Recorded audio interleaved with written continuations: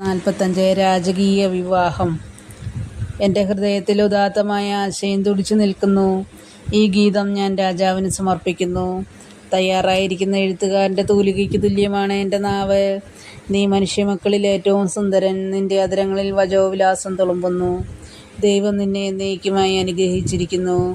വീരപുരുഷ, മഹത്വത്തിൻ്റെയും തേജസ്സിൻ്റെയും വാളരയിൽ ധരിക്കുക. സത്യത്തിനും നീതിയുടെ സംരക്ഷണത്തിനും വേണ്ടി പ്രതാപത്തോടെ വിജയത്തിലേക്ക് മുന്നേറുക. നിന്റെ വലതുകൈ ഭീതി വിതയ്ക്കട്ടെ. രാജശത്രുക്കളുടെ ഹൃദയത്തിൽ നിന്റെ കൂരമ്പുകൾ തറച്ചു കയറും. ജനതകൾ നിന്റെ കീഴിലമരും. നിന്റെ ദിവ്യസിംഹാസനം എന്നേക്കും നിലനിൽക്കുന്നു. നിന്റെ ചെങ്കോൽ നീതിയുടെ ചെങ്കോലാണ്. നീ നീതിയെ സ്നേഹിക്കുകയും ദുഷ്ടതയെ വെറുക്കുകയും ചെയ്യുന്നു. ആകയാൽ നിന്റെ ദൈവം നിന്നെ മറ്റുള്ളവരിൽ നിന്നുയർത്തി ആനന്ദത്തിൻ്റെ തൈലം കൊണ്ട് അഭിഷേകം ചെയ്തു. നിന്റെ അങ്കി നിർമ്പശയും ചന്ദനവും ലവംഗവും കൊണ്ട് സുരഭിലമായിരിക്കുന്നു. ദന്തം നിർമ്മിതമായ കൊട്ടാരങ്ങളിൽ നിന്ന് തന്ത്രീനാദം നിന്നെ ആനന്ദിപ്പിക്കുന്നു. നിന്റെ അന്തപുര വനിതകളിൽ രാജകുമാരിമാരുണ്ട്. നിന്റെ വലതുവശത്ത് ഓഫീർ സ്വർണം അണിഞ്ഞ രാജ്ഞി നിൽക്കുന്നു.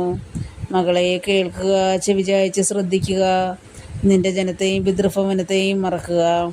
അപ്പോൾ രാജാവ് നിന്റെ സൗന്ദര്യത്തിൽ ആകൃഷ്ടനാകും. അവൻ നിന്റെ നാഥനാണ്, അവനെ വണങ്ങുക.